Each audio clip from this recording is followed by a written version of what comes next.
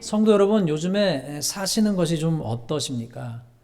어떤 분은 모든 것이 술술 풀리고 다 말 그대로 만사 형통하십니까?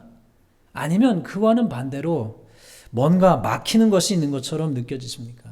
아니면 정말 내 앞에 갑자기 큰 장애물이 있는 것처럼 느껴지십니까?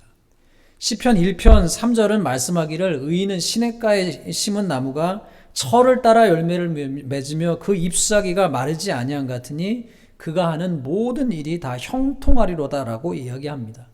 우리 한국인들이 가장 좋아하는 찬송 가운데 하나인 찬송가 384장 나의 갈 길 다 가도록 그 찬양의 후렴은 이렇습니다. 무슨 일을 만나든지 만사 형통하리라. 무슨 일을 만나든지 만사 형통하리라 라고 노래합니다. 시편 1편과 같이 믿는 자의 형통에 대해서 말씀하시는 성경 구절들과 우리의 신앙의 선배들이 믿고 사모하며 불렀던 그런 찬양의 가사를 생각하면 우리는 예수님을 믿는 사람들은 형통해야 돼. 예수님을 믿는 사람이라면 다 형통해야 돼 라고 기대하기도 합니다. 그런데 문제는 말입니다. 우리가 느끼기에 우리의 인생을 살다 보면 우리의 삶이 믿음의 길을 걸었음에도 불구하고 형통과는 거리가 먼 순간이 때때로 실제로 찾아온다는 것이 문제입니다. 그럴 때 우리는요, 스스로 자문하기도 합니다. 예수님을 믿는다고 믿고 교회를 다닌다고 다니고 했는데 왜 나에게 이러한 시련이 찾아온 거야? 나에게 왜 이런 어려움이 있는 거야? 나에게 왜 이런 갑작스런 장애물이 나타난 거야? 내가 뭘 잘못해서, 잘못 믿어서, 내 믿음 생활이 잘못되어서 그런가? 내가 가고 있는 방향이 잘못된 것인가? 하는 생각을 할 때도 있습니다. 연이은 고난에 마음이 지치고 어느 날 갑자기 나타난 큰 장애물이 너무 커서 사방이 꽉 막힌 것 같은 느낌에 사로잡힐 때가 살다 보면 있습니다. 문제는 그런 고난, 환난, 어려움, 장애물, 꼬임들이 너무 크게 느껴져서 상황 자체보다 상황도 문제지만 그 상황으로 말미암아 우리가 주저앉을 때가 있습니다. 육체적으로만 주저앉는 것보다 더 큰 문제는 우리의 마음이 주저앉을 때가 있어요.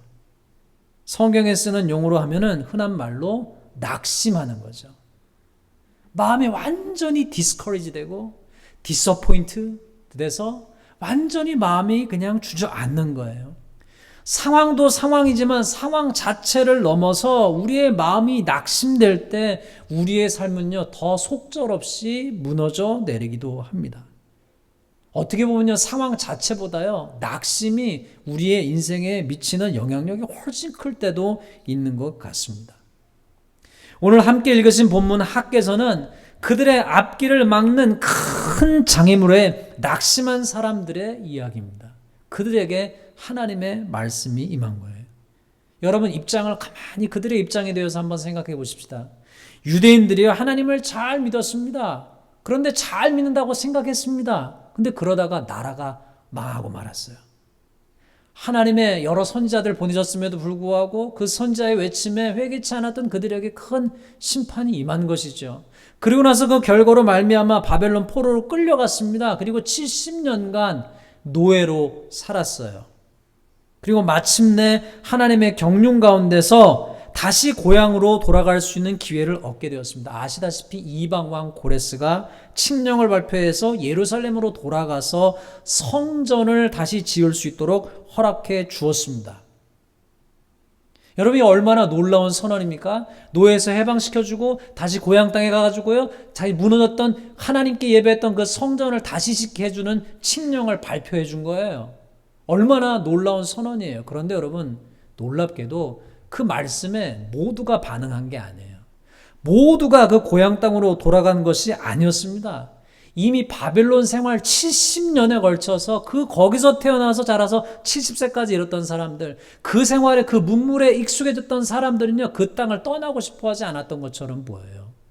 우리에게는 의미 없는 사람들의 이름처럼 보이는 에스라서에 기록되어 있는 고향 땅으로 돌아온 사람들의 그 이름이 얼마나 귀했든지 성경에서 우리에게는 너무나 낯선 일이지만 한 사람 한 사람을 기록해 두었습니다. 그만큼 그 사람들이 귀했다는 이야기이겠죠. 아무것도 남지 않은 폐허가 된 고국에 돌아가 성전을 다시 재건한다는 것은 쉬운 일이 아니었습니다. 그럼에도 불구하고 그것이 하나님의 뜻이라고 믿고 반응한 이들이 예루살렘으로 돌아왔어요. 그들의 총독이었던 지도자였던 스룹바벨의 지도력하에 영적 지도자였던 여호수아의 지도하에 제2성전을 짓기 시작했습니다. 유인터프리터 바이블 커멘터리에서는 포로기 전과 후의 성전의 의미를 이렇게 설명합니다. 포로기 전에 솔로몬의 성전은 왕들과 그의 세력들이 중심 처소로서의 기능을 했지만 포로기 이후의 성전은 모든 백성들의 사회적, 경제적 행위의 중심의 처소가 됐다는 거예요. 옛날 솔로몬의 성전도 굉장히 중요한 그 예루살렘 그 성전 중심에 있으면서 그 중심의 역할을 했지만 그때는 그래도 보다 왕권적인 중심의 중심 처소였다면 포로 후에서 돌아온 백성들에게 그 상황에서는 그 성전이 모든 사람들의 정신적인 다시 한번 정신적인 중심지일 뿐만 아니라 사회적, 경제적, 생활적 중심지였다는 얘기죠. 달리 말해 그전보다 훨씬 더 중요한 삶에 밀접한 중요성을 가지게 되었다는 이야기입니다. 여러분 생각해보면 그 전 유대가 완전히 초토화된 후에 무너진 나라를 재건해가는 심정으로 모인 그들에게 예루살렘은 더욱더 그 구심점의 역할을 했을 것 같습니다. 그런데 하나님의 뜻이라고 믿고 생각하고 마음에 결단해서 소원해서 벌떡 일어나 그 땅까지 찾아왔어요. 많은 어려움을 이겨내면서 그 땅까지 찾아왔습니다. 그리고 나서 성전을 막 마음에 열심히 내서 정치적 지도자, 종교적 지도자, 백성들이 마음을 합하여 다른 마음 품지 않고 한 마음이 돼서 막 짓고 있었어요. 뭔가 잘 되는 것 같았어요. 그런데 에스라서 4장에 보면 유대인의 대적들이 아닥사스다 왕에게 조서를 올려 그들의 공사를 중단케 해버립니다. 주변에 시기하던 대적들에 의해서 공사가 중단되었어요. 오직 그거 하나 바라보고 거기까지 왔는데 그거 하나 하나님의 뜻이라고 생각하고 이 방향이 맞아. 이 방향이 맞아. 이 길이 맞아. 라고 생각하고 진행해 했는데 그 성전이 중단돼 버렸어요. 그리고 그 중단됨이 몇 년이나 지속되느냐? 16년 동안이나 중단이 됐습니다. 1년도 아니에요. 5년도 아니에요. 10년도 아니에요. 15년을 넘어서 16년 동안 중단이 되었습니다. 성전 재건이라는 한 방향, 한 목적지를 향해 달려가던 이들에게 목적지가 사라져버렸어요. 어떤 목표, 올해의 목표, 내 인생의 목표, 내 사업의 목표, 우리 교회의 목표를 걸고 왔는데 갑자기 목표가 사라져버렸어요. 갑자기 모든 것이 중단됐습니다. 하고 싶어도 할 수가 없게 됐어요. 여러분 입장 바꿔서 한번 생각해 보십시다. 얼마나 허탈했을까요? 그들의 지도자였던 스룹바벨이 느꼈을 좌절감은 어떠했을까요? 그들의 영적 지도자였던 제사장 여호수아가 느꼈을 좌절감은 어떠했을까요? 시간이 있는데 할 수가 없어요. 다시 그 땅으로 돌아왔던 백성들의 실패감은 어떠했을까요? 그들은요 얼마나 큰 혼란에 빠졌을까요? 이 길이 맞나? 이게 하나님이 기뻐하시는 길이 맞나? 내가 제대로 된 길을 걸어온 것이 맞나? 우리식으로 이야기하면 왜 나에게 이런 고난이, 이런 연단이, 이런 시련이 찾아온 것이지? 한 것 아니겠습니까? 여러분 한번 가만히 생각해 보십시다. 그 16년을 그들은 어떻게 보냈을까요? 학개서 1장을 보면 그들이 자기들의 집을 짓고 살았다고 그랬어요. 자기 집을 지었지만 편벽한 집을 짓고 성전을 내버려뒀다 하나님이 책망하기도 하셨습니다. 근데 가만히 생각해 보십시다. 그들이 집을 짓고 산들 그들 마음 가운데 만족함이 있었을까요? 진정한 만족함이 있었을까요? 마치 하나님이 우리와 함께 하시지 않는다고 다시 느끼지 않았을까요? 그렇게 16년을 보낸 이들에게 하나님께서 마침내 선지자 학개를 보내셔서 말씀해 주십니다. 그런데 오늘 이 아침에 여러분에게 상기시켜 드리고 싶은 것은 그렇게 낙심해서 아무것도 할 수 없고 powerless, helpless, useless라고 나는 쓸모도 없고 힘도 없고 아무것도 할 수 없다라고 느끼는 그들한 좌절감에 사로잡혀 있는 그들에게 하나님께서 선자를 몇 명 보내셨느냐? 한 명 보내지 않으셨어요. 학개도 보내시고 스가랴도 보내셔서 그들에게 하나님의 말씀을 선포하시고 격려하십니다. 학개서 1장을 말씀을 보면은요, 하나님 그러시는 거예요. 뭐 우리에게 뭐 성전을 지을 재료가 없어요 라고 핑계하지 말고 산에라도 올라가서 괜찮으니까, 그 백향목 아니어도 괜찮으니까 아무 나무라도 해가지고 성전을 다시 건축하라고 말씀하시는 거예요. 그리고 나서 오늘 말씀을 통해서 하나님께서 그 백성을 격려하십니다. 어떻게 낙심했던 그 백성들을 격려하셔서 다시 일으키셔서 하나님의 일을 하게 하시는지 오늘 말씀을 주목해서 보십시다. 먼저 오늘 2절 말씀과 4절 말씀은 이렇게 말합니다. 2절 말씀, 너는 스알디엘의 아들 유다 총독 스룹바벨과 여호사닥의 아들 대제사장 여호수아와 남은 백성에게 말하여 이르라. 4절, 그러나 여호와가 이르노라. 스룹바벨아 스스로 굳세게 할지어다. 여호사닥의 아들 대제사장 여호수아야 스스로 굳세게 할지어다. 여호와의 말이니라. 이 땅 모든 백성아 스스로 굳세게 하여 일할지어다. 내가 너희와 함께하노라. 만군의 여호와의 말이니라. 여러분, 말씀을 주목해서 보시면 오늘 하나님께서는 유다 총독 스룹바벨과 대제사장 여호수아와 그 남은 백성들을 위로하십니다. 그런데 남은 백성들을 위로하시기 전에 먼저 누구에게 말씀하시느냐? 스룹바벨과 대제사장 여호수아에게 말씀하세요. 스스로 굳세게 할지어다. 스스로 굳세게 할지어다. 스스로 굳세게 하여 일할지어다. 왜 그렇게 하셨을까요? 학개 선지자 시대 유대인들의 총체적인 문제는 그 원수들의 방해와 방해 공작도 문제였지만, 그것으로 말미암아 마음이 무너지느니 성전 공사가 1년도 아니요 2년도 아니요 3년도 아니요 그냥 아무것도 할 수 없는 무너진 마음의 상태가 지도자, 정치적 지도자, 영적 지도자, 모든 백성들의 다 낙심의 마음, 낙심의 영에 사로잡혔다는 것이었죠. 하나님의 뜻이라고 생각해서 바른 방향이라고 생각했는데 그 길에서 만난 큰 장애물로 인해 전체가 낙심에 빠진 것이었죠. 그렇기 때문에 하나님께서는 16년 동안 공사되었다가 중단된 성전 재건축이 다시 시작되기 위해서 하나님은 그 지도자였던 스룹바벨이 일어나길 원하셨어요. 여호수아가 일어나길 원하셨어요. 그리고 그 다음에 백성들을 일으켜 세우기를 원하셨습니다. 여러분, 사랑하는 성도 여러분, 우리 가정도 마찬가지 아닙니까? 때때로는요, 다 낙심해 있을 수 있어요. 그러나 가정에서요, 아버지가 일어나면 가정에 살 수 있어요. 할렐루야.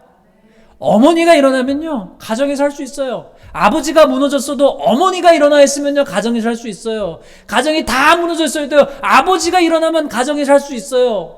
때때로는요, 아버지가 잠들고 어머니가 잠들어도 아이가 깨어 있으면요, 그 가정에 살 수 있어요. 할렐루야. 하나님은 깨어있는 한 사람을 통해서, 소수를 통해서 일으켜 세우실 수 있는 하나님이시고, 특별히 지도자가 깨어서 일어나기를 원하시는 하나님입니다. 사랑하는 성도 여러분, 사랑하는 아버지들, 사랑하는 어머니들, 우리가 그러잖아요. 아버지 학교, 어머니 학교에서 아버지가 살아야 가정이 삽니다. 어머니가 살아야 가정이 삽니다. 여러분 한 분 한 분이 살아날 때에 여러분 가정이 살아나고 교회가 살아나고 나라가 살아나는 줄로 믿습니다. 여러분, 지도자가 낙심하면 그것은 지도자를 따르는 이들에게 영향을 미쳐요. 그렇기 때문에 하나님께서 오늘 말씀해 보면 누구보다도 먼저 스룹바벨을 그리고 대제사장 여호수아를 격려하여 일어나기를 원하셨어요. 그들에게 말씀하시기를 be strong, 강해져라, 일어나라, 스스로 굳세게 할지어다. 그러면서 하시는 말씀, 내가 너와 함께 하리라 말씀하시는 거예요. 하나님께서는 심하게 낙심한 그들을 일으켜 세우기를 원하셨습니다. 한 가정에서 한 사람이라도 정신을 차리고 있으면 그 가정은 일어날 수 있고, 교회에서도 깨어있는 소수, 믿음이 있는 소수, 잠들지 않은 소수, 낙심하지 않은 소수가 있으면 그 교회는 일어날 수 있어요. 여러분을 다시 일으키시는 하나님을 만나시는 이 아침 되시기를 주님의 이름으로 축원합니다. 주님 말씀하시는 거예요. 그러면서 너 지금 내가 함께 없다고 생각하지만 아니야. 내가 지금도 너와 함께 하고 있어. 그러니 힘내서 스스로 굳세게 하라. Cheer up, be strong 말씀하시는 거죠. 두 번째, 그들 안에 있던 문제에 대해서 3절은 이렇게 얘기합니다.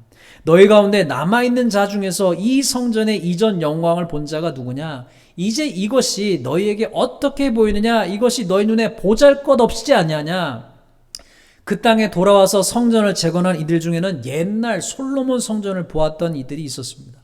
노인이 되었던 어른 세대가 유대 땅에 돌아와 다시 성전을 재건하면서 솔로몬 성전 백향목과 금과 은과 보화가 가득한 성전에 비하면 그들이 짓는 제2성전은 너무 초라해 보였던 거예요. 그러니까 어르신 세대가 볼 때는요, 이 제2성전이 너무 초라해 보는 거예요. 과거의 영광에 사로잡혀서 오늘 후세대들이 하고 있는 일이 너무 작아 보이는 거예요. 그러니까 기운 빠지는 소리 하는 거죠. 아마도 어떤 분들에게는 한숨이 나는지도 모르겠습니다. 그 성전을 보면서 어쩌면 그분들에게서는 그것이 너무나 형편없어 보이기 때문에 말로 그렇게 툭툭 내뱉었는지 모르겠어요. 그런데 하나님께서 말씀하시죠. 9절에 보면 이 성전의 나중 영광이 이전 영광보다 크리라 만군의 여호와의 말이니라 내가 이곳에 평강을 주리라 말씀하셨어요. 스미스 헤벌스 바이블 커멘터리에서 이렇게 말합니다. 학계서의 메시지는 우리 하여금 좋은 인사이트와 사실을 알려주는데 때때로 변화는 저항을 가져온다. 막 변화가 일어날 때 그 저항은요, 외부에서의 저항만 있는 것이 아니라 내부에서도 저항이 일어나요. 때때로 뭐예요? 옛날에 비하면 지금 어떤 일이 일어남에도 불구하고 그 일이 작아 보이고 별것이 아닌 것처럼 보이고 그렇게 불평적으로 네거티브하게 말하게 되는 것이죠. 그런데 하나님이 말씀하시는 말씀이 뭐예요? 이 성전의 나중 영광이 이전 영광보다 크리라. 무슨 말씀이에요? 하나님이 원하시는 것은요, 이전 것 잊어버리고 앞을 향해서 나가라는 거예요. 사도 바울도 그랬잖아요. 뒤에 있는 것은 다 잊어버리고 내가 앞에 있는 상급만을 향해서 나간다고. 사랑하는 성도 여러분, 때때로 우리 가정이, 우리 교회가, 우리 인생이 하나님께서 원하시는 그 성급의 상치를 받을 때 필요한 것이 무엇입니까? 뒤에 있는 것에 묶여있는 인생이 아니라 앞을 향해서 주님이 주시는 약속을 향해서 나아가는 미래지향적인 상급을 향해서 나아가는 미래의 마음인 줄로 믿습니다. 그렇기 때문에 뭐예요? 뒤를 돌아보지 말고 앞을 향해서 나가라고 하는 거죠. 때때로 과거의 실패에 묶여 사는 경우도 있고 과거의 영광에 묶여 사는 경우도 있습니다. 그래서 You Interpret Bible Commentary에서 이렇게 하는 거예요. 하나님은 우리에게 원하시는데 뭘 원하시느냐? 과거에 대한 노스텔지아를 버려버리고 하나님 주시는 사명에 우리를 완전히 데디케이트 헌신해서 그 사명을 완수하라고 우리를 부르셨다는 것이죠. 그렇기 때문에 과거의 솔로몬의 영광보다 하나님은 우리에게 더 앞으로 주실 영광을 바라보면서 그 성전에 찾아오실 예수님의 영광을 바라보고 그 영광을 생각하며 앞으로 나아가라고 그들을 격려하고 계십니다. 세 번째로 하나님께서 주시는 메시지는 4절 말씀, 5절 말씀 이렇게 말씀합니다. 4절 말씀 끝에 이렇게 해야죠. 내가 너희와 함께하노라 만군의 여호와의 말이니라. 5절 너희가 애굽에서 나올 때 내가 너희와 언약한 말과 나의 영이 계속하여 너희 가운데 머물러 있나니 너희는 두려워하지 말지니라. 하나님께서 세 번째로 그들에게 주신 메시지는 지금 이 장애물을 만난 시기에 이 고난의 시기에 내가 너희와 함께 하신다고 하신 것입니다. 더하여 하나님께서는 이스라엘 백성을 출애굽시키실 때 한 언약하신 말씀과 하나님의 영이 계속해서 그들 가운데 머물러 있으니 두려워 말라라고 말씀하십니다. 설교 초입에 이런 질문 드렸습니다. 예수님을 믿는다고 믿고 교회를 그래도 다닌다 했는데 나에게 왜 이런 시련이 있는 거야? 내가 뭘 잘못 믿어서 내 믿음 생활이 잘못되어서 그런 건가? 내가 가고 있는 방향이 잘못된 것인가? 그런 질문을 주님께 드릴 때 우리 마음에는 의심이 찾아오기도 합니다. 하나님이 나를 버리셨나? 하나님이 나의 가족을 버리셨나? 나와 함께 하시지 아니하시나? 그러나 주님은 말씀하십니다. 우리가 하나님이 원하시는 바른 방향으로 가다가 장애물을 만나게 될 때 묻게 되는 질문에 주님 말씀하시는 거예요. 지금도 내가 너희와 함께 한다. 옛날에 스티븐 코비라고 하는 사람이 쓴 성공하는 사람들 일과지 습관에선 이런 비유가 나옵니다. 숲속에 갇혔을 때 세 가지 중에서 가장 중요한 것은 첫 번째는 방해라는 거예요. 방향과 열심과 태도 세 가지가 있다면 숲속에서 빠져나가기 위해서는요, 첫 번째로 해야 되는 가장 높은 곳에 올라가서 내가 나아가야 될 목적지가 탈출구가 어딘지를 파악하는 거예요. 두 번째는 뭐냐? 그 방향이 옳다면요, 그 다음에 그 방향으로 가는 열심이 중요하다는 거예요. 방향이 틀리다면은 내가 아무리 열심히 하면 열심히 할수록 엉뚱한 곳으로 가죠. 그런데 방향이 맞다가 열심을 가지고 그 방향으로 가는데 그 인생의 길을 가다가 그 길에서 만나는 장애물이 있을 때 이 길이 아닌가가 아니라 그 순간 우리에게 필요한 것은 그 고난을 이겨내는 끈기와 지속성과 긍정적인 마음가짐이겠죠. 마찬가지로 우리가 주님이 원하시는 방향대로 가고 있을 때 어려움을 만날 때 우리의 느낌을 넘어서 주님의 약속을 붙잡고 주님의 함께 하심을 믿는 여러분이 되시기를 주님의 이름으로 축원합니다. 사랑하는 성도 여러분, 오늘 학개서의 말씀을 들으시는 성도 여러분의 상황은 어떠하십니까? 어떤 분은 스룹바벨과 같이 여호수아와 같이 크게 낙심하신 상황이실지 모르겠습니다. 어떤 분의 가정의 상황이 사업이 직장이 자녀 문제로 마치 큰 막힌 길을 만난 것과 같은 분이 있으신지 모르겠습니다. 그래도 하나님을 믿는다고 따라왔는데 예수님을 믿는다고 믿었는데 교회를 다닌다고 다녔는데 갑자기 이해할 수 없는 연단이 찾아오고 고난이 찾아오고 당황스러운 일이 일어나고 그래서 낙심하고 주저앉게 되었을 때 과거의 실패가 과거의 영광이 여러분의 발목을 잡고 여러분의 마음을 붙잡고 늘어질 때 주님께서 여러분에게 주시는 말씀을 들으시길 바랍니다. 주님이 주시는 메시지가 무엇입니까? 첫 번째로 주님 말씀하시는 거예요. 스스로 굳세게 하여 일할지어다. 어떤 말씀입니까? 괜찮아. 다시 일어나. 다시 해봐. 10년 동안 멈췄어요. 방해로 말미암아 1년도 아니고 16년 동안 멈췄을지라도 괜찮아. 일어나. 다시 해봐라고 격려하시는 하나님이신 줄로 믿으시기 바랍니다. 오늘 읽으신 데살로니가 후서 말씀에는요.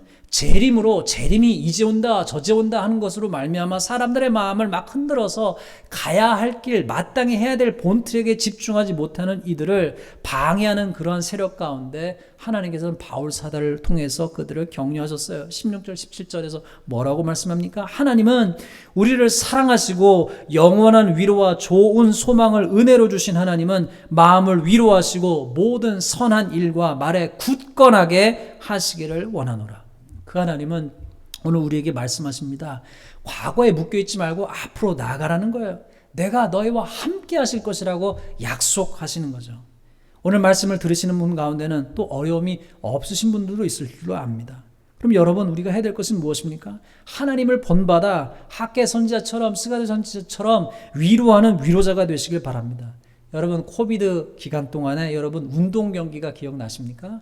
프로스포츠에서 선수들이 있어요. 선수들이 필드에 나와서 축구를 하고 야구를 하고 합니다. 그런데 관중이 아무도 없어요. 그 선수들이 운동했었을 때 여러분 어떤 마음과 어떤 느낌으로 운동했을까요? 그리고 나서 코비드 상황이 풀린 다음에 여러분 아시다시피 필드에 야구 선수들, 축구 선수들이 모였는데 관중들이 꽉 차가지고 그들을 박수하고 격려하는 걸 한번 상상을 한번 해보십시다. 여러분 그 선수들이 관중들이 그들을 그렇게 격려할 때 더 힘이 나지 않겠습니까? 마찬가지로 우리가 우리 인생을 살아가면서 우리 주위에 넘어진 사람에게 이렇게 말씀하십시다. 힘냅시다. 괜찮아. 힘내. 다시 일어서 할 수 있어. 이 말을 할 수 있는 저와 여러분 되시길 바랍니다. 그리고 자꾸 과거를 돌아보지 말고 이제는 하나님께 주실 나중 영광을 바라보며 앞으로 나가자. 그 시간 동안 내가 너와 함께 해줄게. 내가 너랑 같이 있어줄게. 고백하는 우리가 되시길 바랍니다. 여러분 오늘은 All Saints Sunday입니다. 히브리서의 증언대로 우리 앞에 믿음의 길을 간 신앙의 선진들, 선배들이 있었습니다. 그들도 인생길을 따라가다 보면은 장애물, 고난, 환난을 있었습니다. 그러나 그 장애물 때문에 가던 길을 멈추지 않고 잠시 넘어졌더라도 다시 일어나서 그 길을 끝까지 완수했던 믿음의 선진들처럼 우리 앞에 있는 인생의 길을 믿음으로써 승리하면서 나아가는 저와 여러분 되시기를 주님의 이름으로 축원합니다.